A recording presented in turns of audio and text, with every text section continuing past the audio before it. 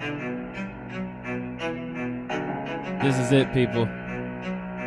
This is what you've been waiting for. This is Everyday Celebrity Podcast. The podcast for everyday people with everyday problems, trying to find everyday solutions to accomplish everyday goals. Let's start the show.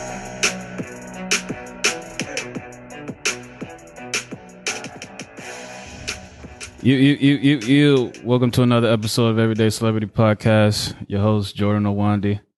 Today, we are on location doing a special pop-up episode today. We have a very special guest.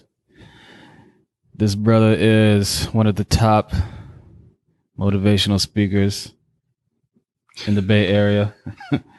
He is an ex-G League basketball player. He's one of them niggas.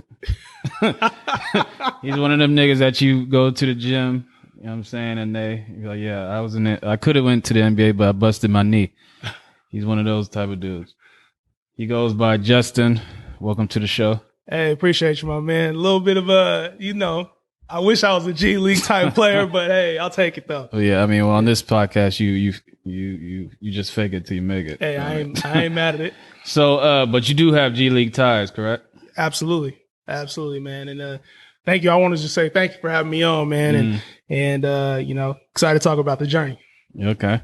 Yeah. Now, the reason why I asked you to come on this show is because of your connections. Plus, I was intrigued about everything that you do. Yeah. You have a podcast. You have you also do work with Damon John. Yep.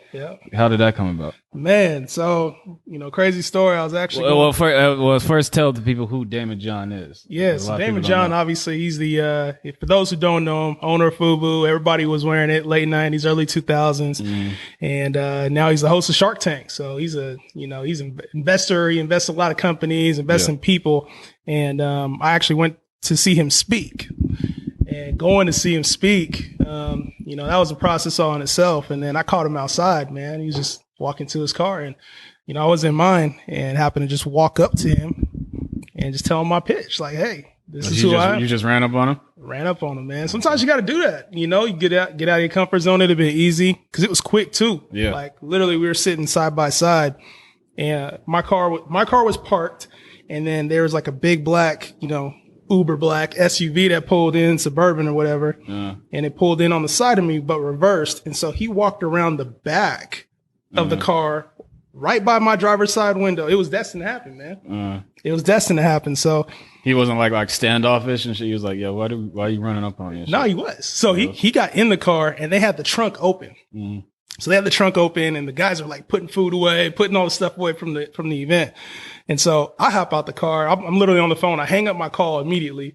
I hop out the car and I just start yelling at him like, "Hey, I saw you needed help with your videos on social media. You're looking for help. I can help. I'm a hustler. I grind." And he's just like, you can see he's not a super tall dude. He's kind of short, but you can see his head like nodding over the back of the seat. And then he's just like, "Come on up here, man. Stop yelling at me."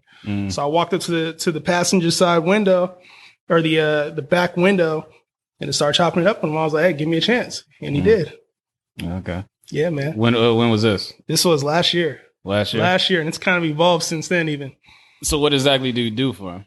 Helped him out with some photography, some video on site for some events that he has, and then done some video editing for him as well. So it's still kind of in the process. Talked to him, had a couple one-off conversations with him. Just really diving into what I do, and I think it's kind of cool to have somebody of that status, willing to help you and mentor you along the way. Yeah. Now, you went to school, correct? Absolutely. I went to Sac State. Sac State? Yeah, Sac State, marketing degree there. So I actually took some time off. I was the guy who was all honors AP classes in high school.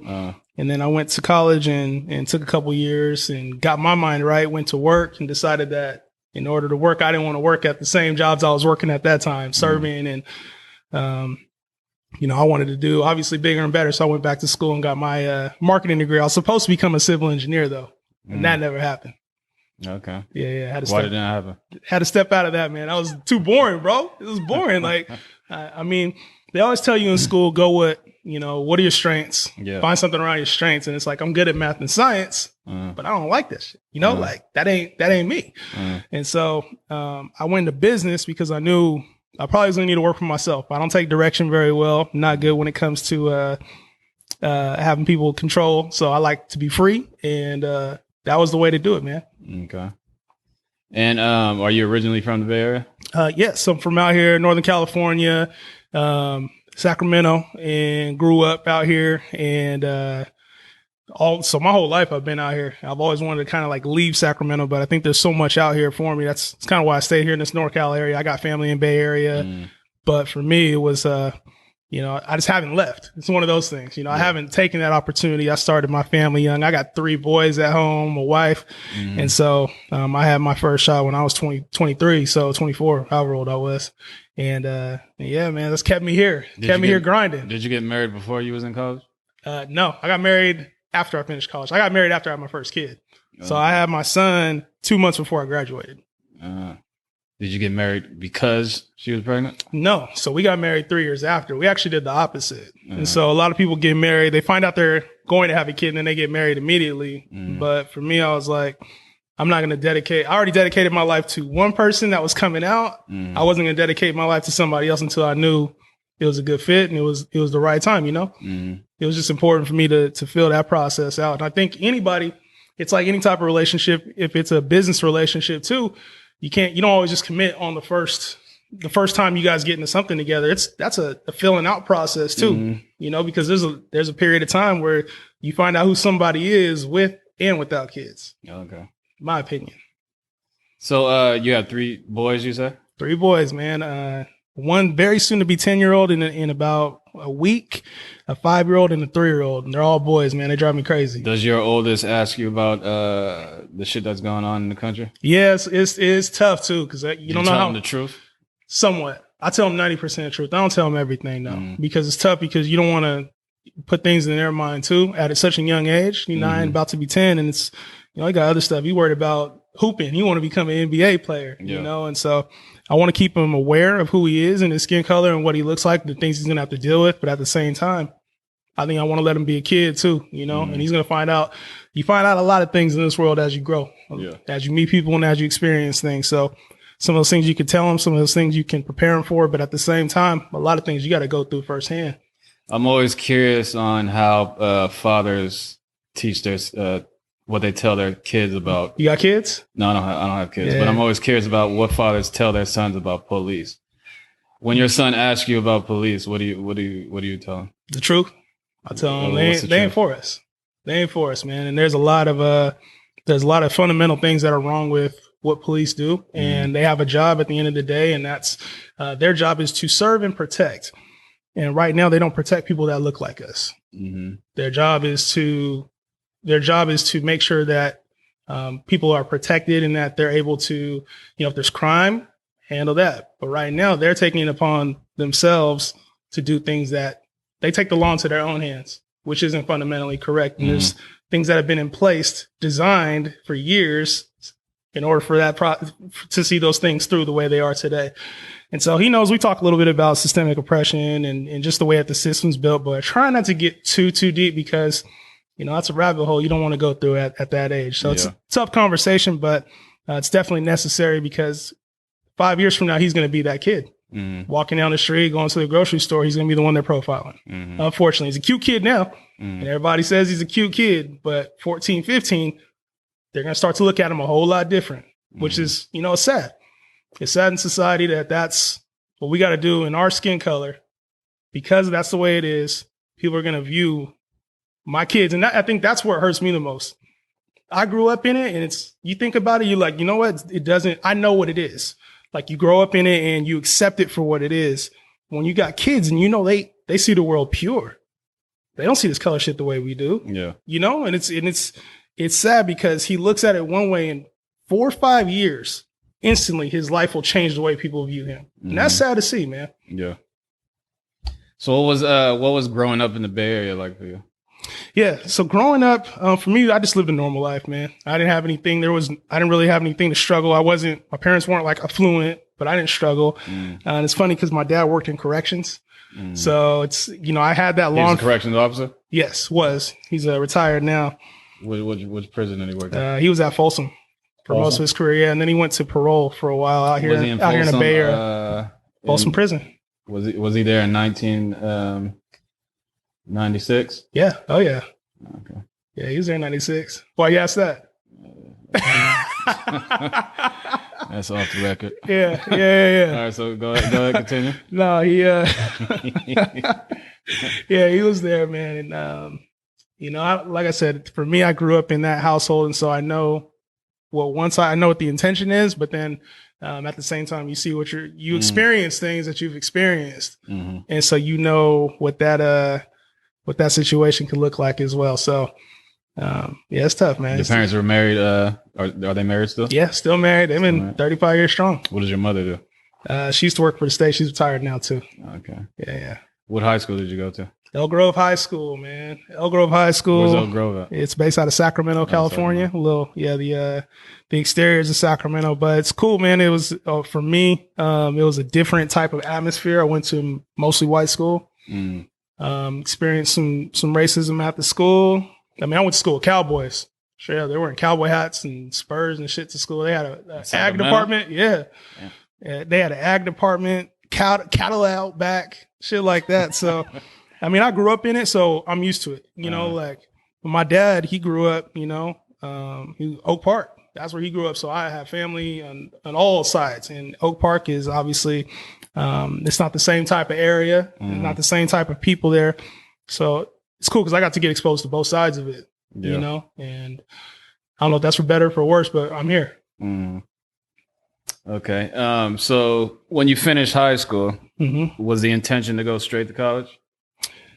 So in high school early, yes, it was like, I need to go to college. And I think that's what you're taught early on, is that you have to go to college in order to get the career that you want. You find something that you're good at, you get paid to do it. Do you believe in that philosophy? Hell no. Okay. Not at all.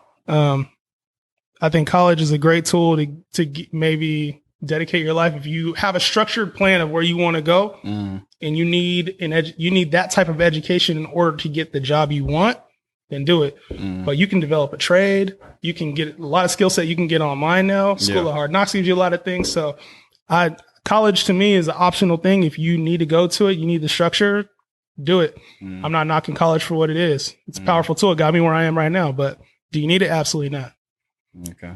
Yeah. So I went to, that process itself. I did want to go to college, but I also had a little bit of a rebel side to me too, because I was smart, you know what I'm saying, in honors classes and stuff. And school kind of came easy to me. I didn't want to try. I was kind of the opposite. Like, I don't want to go to school. And so my junior and senior year, I slacked off heavy, man. I was getting D's and F's, and I never got D's and F's. And so I still ended up graduating. Like, put in perspective, I still graduated at 3.8. And I had those grades my junior year. So, but yeah, I ended up going to Sac State. Wasn't the top college I wanted to go to. But what other colleges did you apply for? I applied to like UCLA, obviously, didn't get in. Some of the higher upper echelon schools didn't get in. I think I don't know what I was doing. I was trying to figure myself out at that age. And, ended up going to Sac State because it was the first school I got into. So I put out a couple fillers out to the bigger schools, didn't get in, and was like, all right, I'll stay home.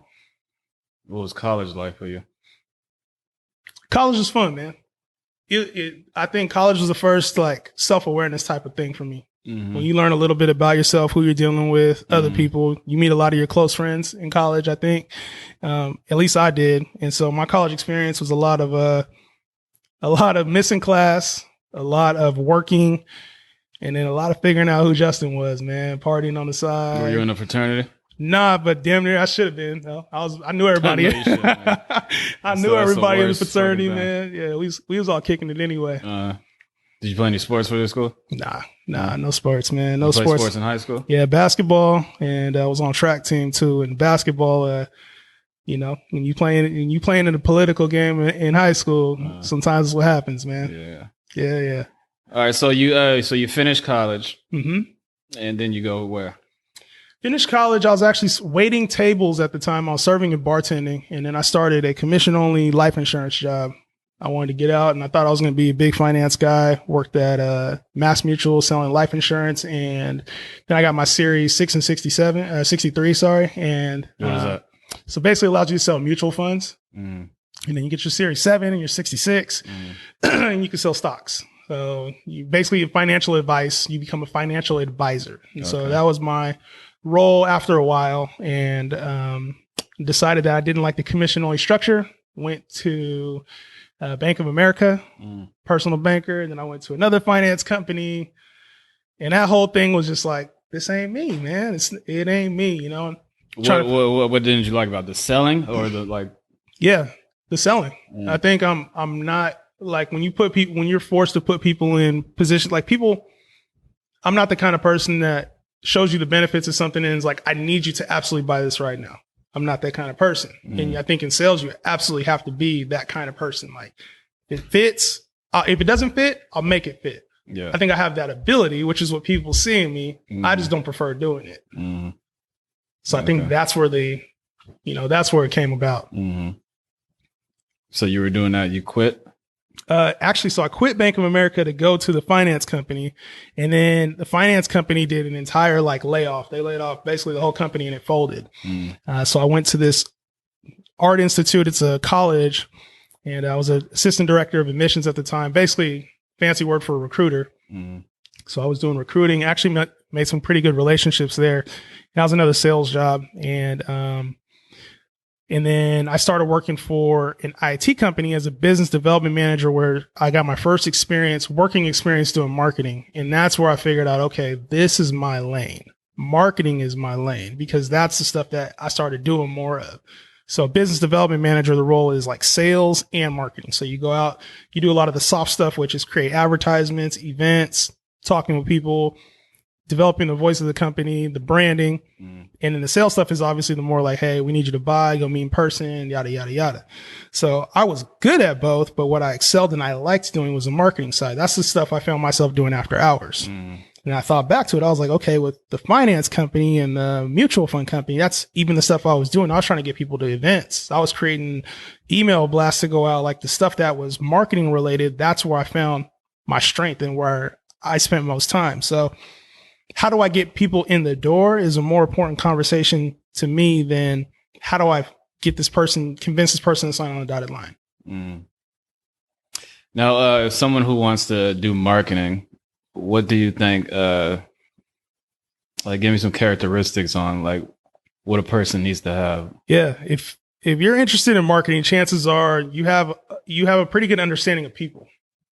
You understand like subtle hints, things that people do. You understand personalities. And you're also interested as to like what gets somebody to tick. What do people like? If you're finding yourself answering that or asking yourself that question a lot, what do people like? What do people hate? It's kind of like that's the lane. If you're creative, you're like, how can I make this wording my own, or how can I phrase this photo, or what kind of video can I create? That's when you know, okay, branding, marketing, social media, those kind of things start to tick. If you're finding yourself like, why isn't this thing done right now? Or why didn't we make this certain number? That's not marketing, you know?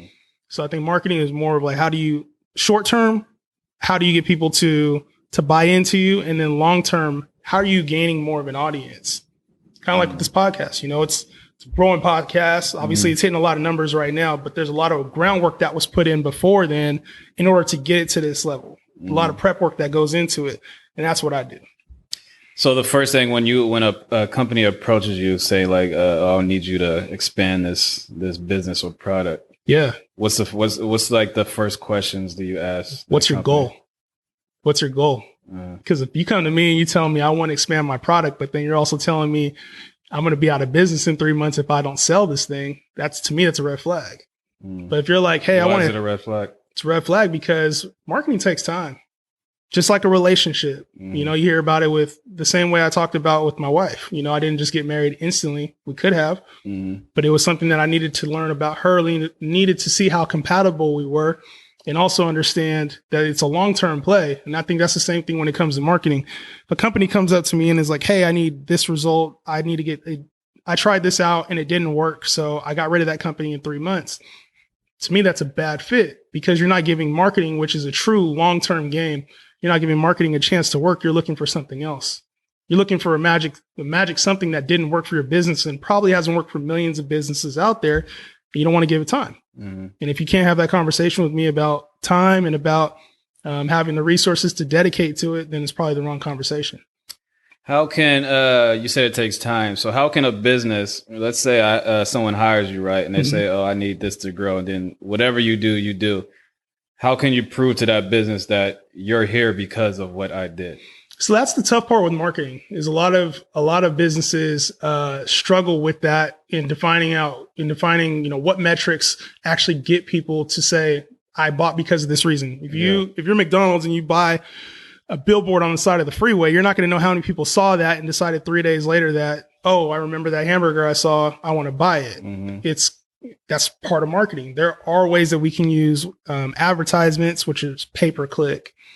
On like social media or Google, YouTube, you can find metrics that say, hey, we had this many people buy this because of this direct ad on this link. Mm-hmm. But what is tough is the passive marketing that you do.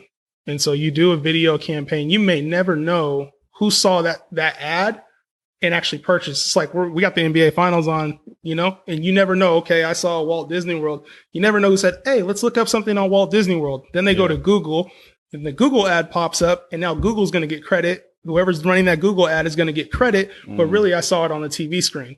So marketing is really tough to pinpoint exactly where something is, but the less of it that you do, the less chances there are of even that experience from TV to phone to looking it back up again 2 months later, the less of that process will actually happen. So it's a tough conversation, but for those who understand it, they get it.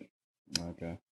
And what are there any like best forms of marketing? Like are billboards better or you know what I'm saying? Like what is the best or is there a best? Well, I think obviously everything is digital now. So you have the traditional forms and I think they serve their purpose for the right company, and obviously social media serves its purpose. It depends on your audience. So if you have a consultation with me, I'm not going to say, oh, I think this is a one size fit all. It's more of what do you need? It really comes down to that because I think it's a custom experience. Marketing is a custom experience for every company.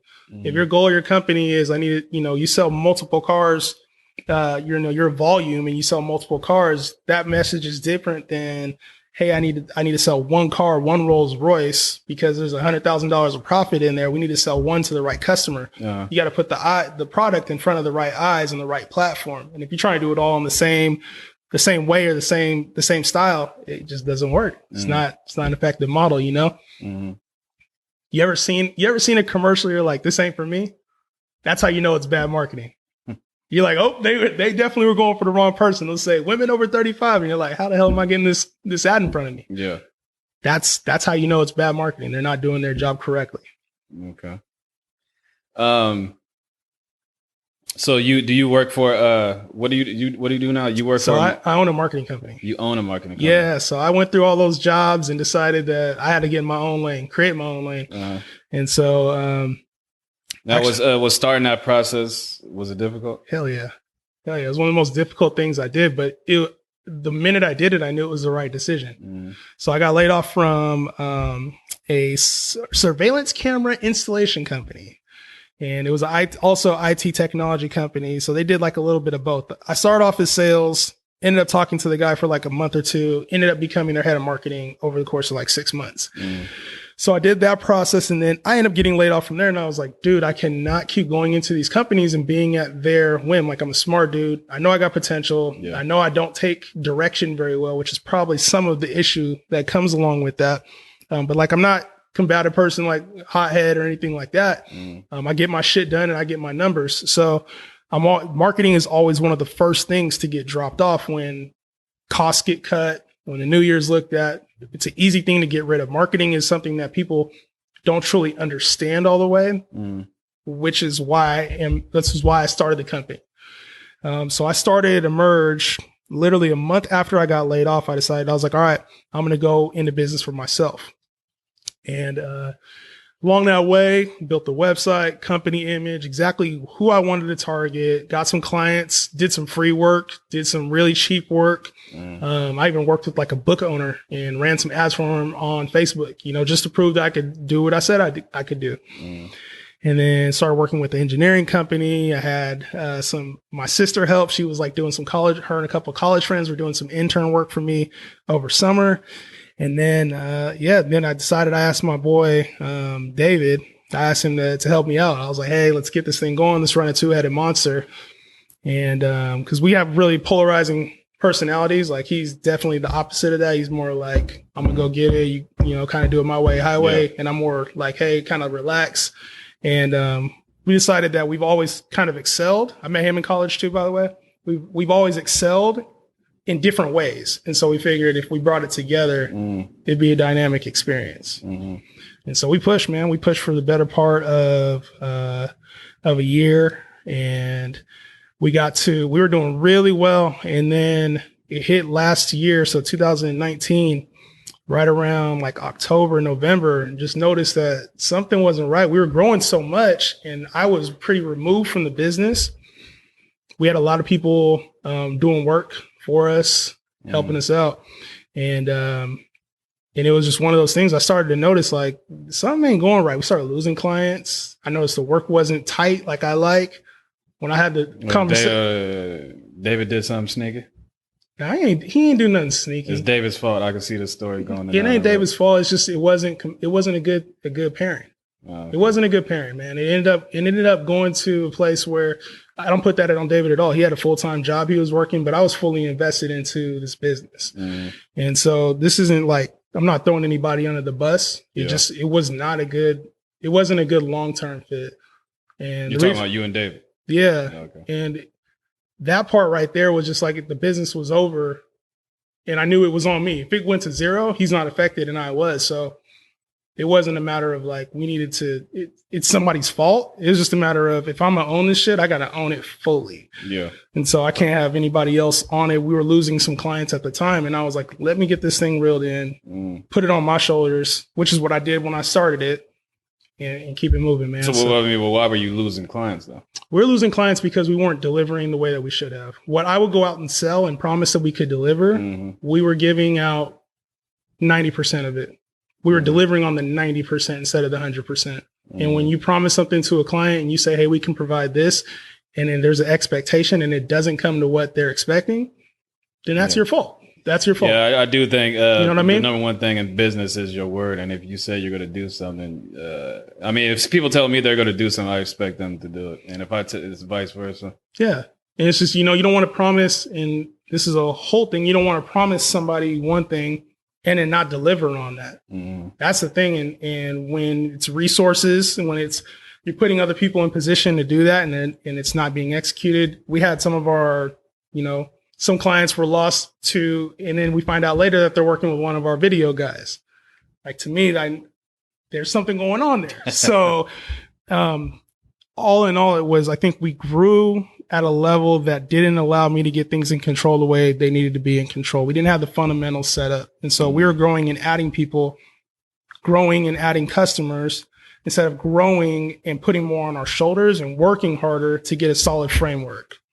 And what happened was the bottom came out. That makes sense. So do you think the hardest or the biggest hurdle that you had to get over in your company is realizing that this partnership with you and David was wrong? Strong question, man. But I think it was a big hurdle for me because we were friends. And I knew that ending that partnership would also come at a cost of friendship. And it was tough. Friendship? I don't know. You have to ask the other side. No love lost on my end, man. And it's unfortunate that it happened, but at the end of the day, I think that's the one thing I also learned, going into business is that nobody has your back but yourself. Yeah. At the end of the day, you gotta provide because the same token, like everybody's going to do what's best for them at the end of the day too. So.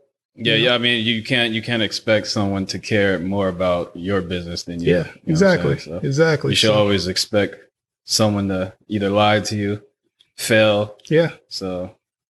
So there's a lot of benefits that came out of it. we came out a little bit stronger as a company. It took a while for me to do so, but we've strengthened the relationships with the clients that we have right now, expanded on those, and things are taking a lot better turn, even with 2020 and the way that things have kind of worked out this year, man. I got no complaints, and things are trending in the right direction. Okay.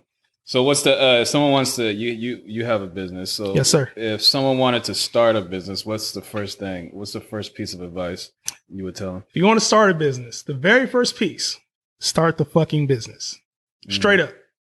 Go to work. Like, if you want to start a business, don't talk about it. Don't plan it.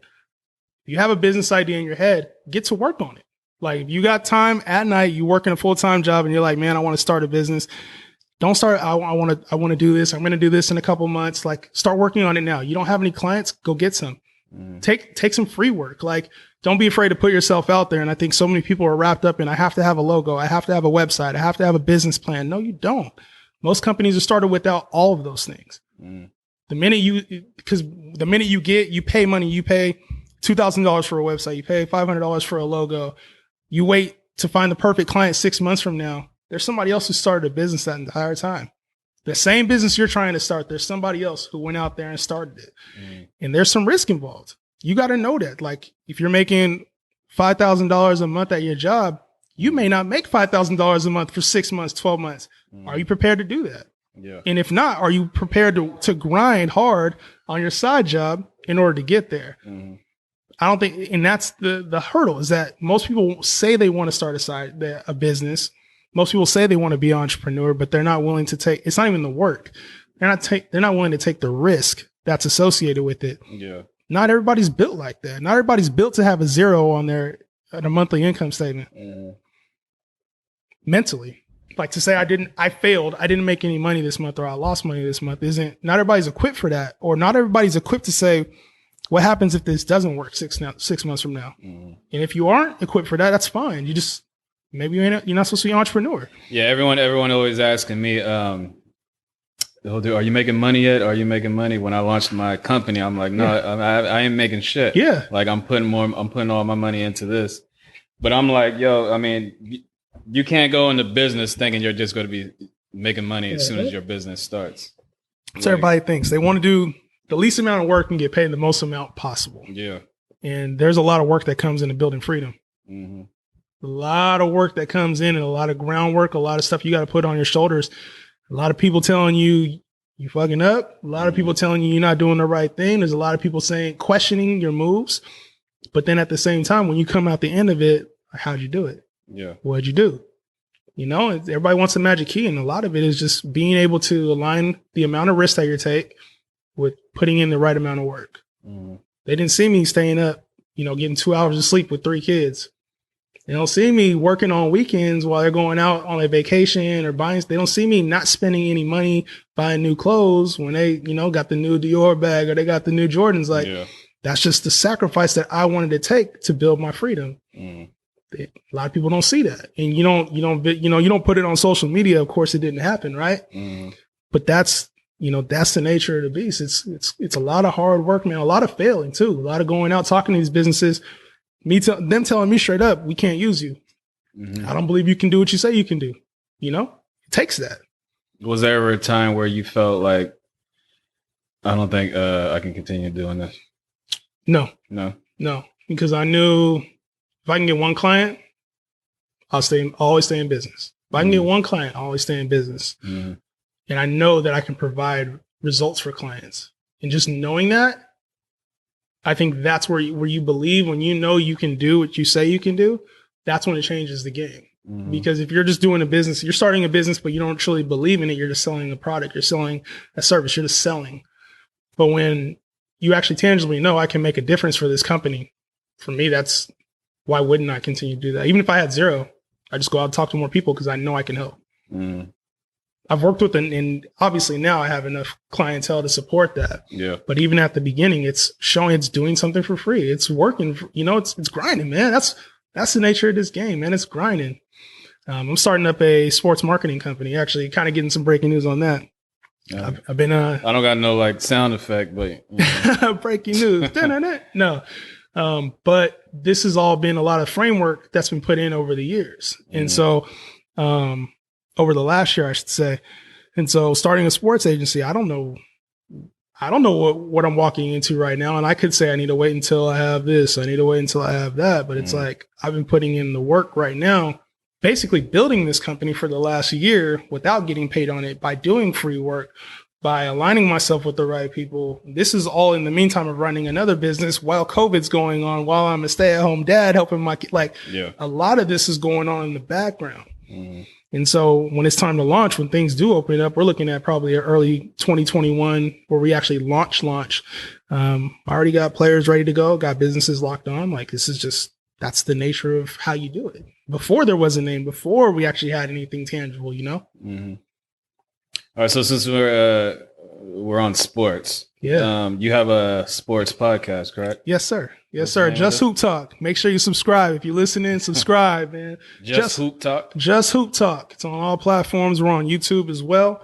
And it started off as a basketball podcast towards the end of last year as well. So, part of when I started to take my eye off of Emerge was after I decided that I wanted to start something in sports. I was actually in a meeting talking about business ideas for Emerge marketing. And I was like, well, why don't we put on some type of like sports event? And then the question that actually got me in all of this, the dude across from me asked, he goes, well, why don't you do something? Why don't you work in sports? And I was like, shit, why not? So literally that same day, I called up a buddy of mine. His name's Dominic. I called up a buddy of mine and was like, hey, can you reach out to this guy for me? Met up with my guy. His name's Cody Demps. He's in the G League right now. And literally that's how a lot of this started. Same day, instantly same day. And yeah, it was just one of those decisions that kind of has changed the trajectory of my life. And then a couple months later, one of my video guys, his name is Will. He's a good friend of mine too. And I've known him since high school, college. But he works on our team doing video, and we've always talked like sports. He got into sports cards. And so October came around and the season started. We're like, dude, why don't we just start a podcast? Let's just start it. We were like, let's get going. We talk hoop all the time. Let's just do it. And so it kind of started off as we were talking basketball all the time, give us an outlet. And then over time, it's kind of evolved a lot more. We were audio only at first, and then started to turn into video, and we got guests on now. And I see you had LeVar Ball. Yeah, LeVar Ball. Did you have that episode already? So we have not. So we're planning on next month. We have him on the calendar. Okay. Yeah. And it's crazy how things work out, man. How the fuck did you get him? So actually we reached out to LeVar just to do a drop. And so he did the drop, but in the request, we were like, hey, can you guys come on the podcast too? And so in the response, he was like, yeah, me and my boys, we want to come on the podcast. And he said that. And so I take that as, that's your word now. Now that's locked in. You're not getting away from that, LeVar. Yeah. So he said that. And so I reached out to his team. And then the now president, not the guy that was taking all the money from the Allen guy, but there's another guy in charge. I've been talking with him recently, and so we got on the calendar, and it's coming up here soon. So when that drops, I'll let you know. People? No. Oh, okay. No. So you didn't have to pay him to do a drop? Nope. When you interview him, make sure you tell him that them shoes are trash. Man, LeVar, I got a lot of positive things to say about LeVar. I've always been a LeVar fan. Well, me too, but yeah. I mean, the shoes are trash. It can't be busting off on the court, man. So I'm glad they went away from the $500 price tag, but I got nothing but respect for that guy, man, and what he did. And I see a lot of what I'm trying to build with my empire and my kids and my family, and what he did with his three boys. He did a little bit more forceful than I probably will, but I definitely want to have as a black father, why wouldn't you want to have that as your blueprint? Straight up. As much negative as they want to say, that dude took care of his family, got him into a much better spot. All of his kids are playing professional basketball. Like, he built a brand for them, took them out of their environment. Like, what more can you ask all three of them? Well, they didn't all three go to college, but they all had the opportunity to go to college and further their education if they wanted to. All of them have a professional career before they even turn the age of 21. What more can you say as a father? Like, I hope that's the end goal for mine, and I hope people are talking shit about me because it worked. Yeah. All right, now explain this this big weight loss journey that you had. Yeah, so started off 270 when I started my business, And got to a point where I was just like, man, I can't take this shit no more. You know, I had like, what was the point? Like, it was for me. I think I was tired going down the stairs. I was running. I wasn't, because like 270. I'm 6'4", so like 270 ain't like supremely overweight. It's not like I was triple XL shirts and like, you know, size 50 pants, but it was uncomfortable for me, you know, and it got to a point where like I had some skin issues starting to come up, psoriasis. So I was like, man, is this part of the problem? Yeah. And so I was like, I just started, and one day I was sitting there eating tacos with one of my wife's coworkers' husbands, like just random. I don't even remember the damn tacos, man, but it wasn't good. And I was drinking some beer at the time too. And we were talking, we were like, hey, let's go to the gym tomorrow. We got to lose weight. And this guy's like ex-military, like probably 15 pounds overweight. And we were like, let's go to the gym. So we went, we started going like 2 times a week. And then we were like, man, let's just turn it up. You know, so we started going 5 times a week, and then 5 times a week just started turning into like, I want to work out all the time, and I'm eating right. And then he ended up dropping off, but I still kept going. And I linked up with the trainer too. He was in a networking group, and we just exchanged services. Like, hey, I'll do some marketing for you. So got some clients for him. And then he helped me with the weight loss, man. And so I ended up going from 270 something to like 210 in a matter of 6 months. And it was, for me, it was just one of those mental things. You know, I hadn't competed in any like obstacle course racing or like long distance racing. And so part of the end of that was competing in what's called the Spartan race. It's an obstacle course race. I'm sure you heard of it. They have, and did you do the one that was out here or in so Canada? I did one in Sacramento. It was called the Sprint. It's like a 4-miler. Now I did one in San Jose. It was an 8.5 mile. And then I did the national championships in Tahoe, which was 13 miles. Okay.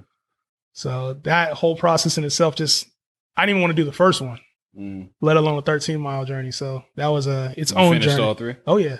Oh yeah. Finished all 3, man. Incredible experience. You never done a Spartan, I do one. It challenges you mentally and just pushes you places that you didn't think you could go. So I got all kind of like rope climbs and like tire flips and burpees. And shit, right? They didn't do that. It's not at this one. This one was like, but we were in snow. There was a thunderstorm at the world championships. Excuse me. There was a thunderstorm there. So, but they had like you can jump in. It was 34, 36 degrees, like damn near freezing. You had to jump into the water, and it was crazy, man. Crazy experience, but I'm glad I did it. Okay. So, you do motivational speaking also? Yeah. So not as much anymore, especially with Corona, but I definitely, it's more so on my page, man. And it's just a source of inspiration for those who, don't necessarily have it. You know, I think it's easy in society to get locked into what, other people are doing, where you should be at a specific age, telling yourself excuses and validating those excuses when they're not legitimate at all, and basing those excuses for why you're not where you want to be in life. And I think I could have been in that same profile a couple years ago. Yeah. Having 3 kids, working jobs I didn't want to work, bouncing between jobs, being overweight. It was all, I had excuses for it all. You asked me something, I was like, it's because of this, it's because of that, it's because of my parents, it's because of my situation. At the end of the day, none of that shit matters, because you can turn it around in an instant. And so for me, I wanted to use what I was going through to build a business, to lose weight. Just in general, I've always kind of had that coach mentality. I've wanted to use that to help other people who might be in a similar situation as me get out of that mentally, because it's all a mental hurdle at the end of the day. You're fighting with the battle with yourself. And the minute that you realize you're fighting the battle with yourself and that you can win that battle 99% of the time, it's like something changes in you. And so that's the source of that. And, you know, I think having kids, it's easy to talk to a basketball team and coach them up and get them hyped and motivated. But there's something more to be said when you have somebody else who when you have comments, people that say, hey, dude, I needed that today. I needed that this morning. Thank you for posting that. Or, hey, thank you for sharing your journey with me, because I dropped 40 pounds since I saw your post. Like, I have people reach out to me all the time for that kind of stuff. And so that's where, you know, for me, it draws inspiration. And the reason I haven't done it so much lately is because I've been at home with my kids, man. For me, that's where I put a lot of my focus. I've been really selfish with my time this year, but I also had things I need to get in order for me. Who are some of your muses? When you mean music, just like people that I look at as inspiration, draw inspiration from. I like Damon John obviously a lot. Gary Vee, another one. LeBron. Honestly, I'm a huge LeBron fan, Kobe fan, sports in general. Yeah, man, I would say those three right now are like kind of people that I look at and I'm like, okay, I see what they're doing and I respect the shit out of it, you know? And I think they all bring something kind of different to the table, which is what, I would say that for me, like I'm not a one size fits all. I draw inspiration from different places and definitely that those are three sources of it right there. Do you think, who do you think is better, LeBron or Michael Jordan? LeBron. All right, everybody, this interview is over. You think LeBron is better than Michael Jordan? Straight up, man. I've been having this conversation a lot, man. And I think people can, you know, it's easy to go 6-6. That's the argument right there. 6-6. You can't perfect in the finals. No. That's so not then it's not just 6-6. What else is it? Tell me. It's everything. Like what? Is it the flopping? Is it the fact that he left Cleveland? It's the impact. You got to base it off the people Michael Jordan was playing against. Yeah. You got to base it off the NBA was at its peak during that time. Was at its peak when? During the 90s. Why? Because Jordan was on top? No, because every team had a Hall of Famer. There's Hall of Famers now. The NBA, no, but they're all on the same team. No, they're not. Not at all. There's going to be plenty of Hall of Famers. You're about to have Giannis is a Hall of Famer, KD's a Hall of Famer, Steph Curry's a Hall of Famer. I could probably go on and on. So you think the NBA is better now? I think this might be some of the best basketball we've seen is probably over the last decade.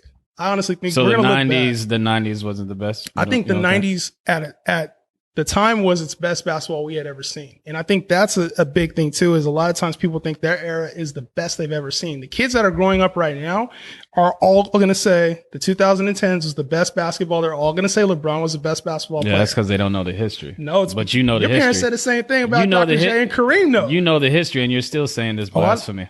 No, I think that the reason why I think LeBron is the best player ever is because not only did Jordan have the scoring and he had 6 rings, and he had the MVPs. Yeah, I get it. He has the accolades. I'm not just basing off his NBA stuff. What are you basing off of? Impact on commercials. He was the first athlete to start like doing commercials, branding. Yeah. Like companies started going to athletes because of Michael Jordan. Mm-hmm. He was the first athlete who was immortalized all around the world. Okay. The first doesn't mean the only or the best. And he was. He was dark skinned. He brought dark skinned niggas back. Yeah. There's a whole bunch of shit about Michael Jordan. So look, Dr. J had his own shoes. It wasn't all just Kareem basketball. Had 5 finals. Bill Russell had 11. So, a lot of the arguments you can make for anybody that has either rings or scoring, like Jordan, obviously he was doing that as shooting guard, which made it even more dynamic. But Jordan also did have Hall of Fame coach, Hall of Fame players on his team. In a very short peak. So his peak was from 90 to 98. That was Jordan's peak. All the rest of the years before that, he lost. Don't get it twisted. He lost from 84 to 91. He lost. You're going to lose before you succeed. That's all I'm saying. So there's L's that came along the way, but we discount those a lot of times with a player like Jordan. And I think that we overemphasize him with what we've seen with LeBron because of the way that he does it. So because he left Cleveland, because he flops, like there's a lot of other things that come along, but he's going to be a top five scorer, top 5 assists, probably top 10 rebounds by the time it's all said and done. He's going to have 4 or 5 championships. He's going to have multiple MVPs, huh? He's going to have 4. He's not going to get 5 championships. Why not? He might go next year. Do you know why? All that shit you just named and people still don't say he's the best. You know why? Why? Because the path to Jordan's success is the same path as your success. You had to go through all this shit and struggle. And then when you finally reach it, boom, you got it. Like Jordan had to go through the Celtics, the fucking Detroit and all that shit, struggle, get beat up year after year after year. Yeah. And then when he finally, like all on the same team, stuck with it, changed his whole body. And then when he finally got to the championship, he was like, yo, my path was just as great, made this success even greater. Now, LeBron's path, what did he do?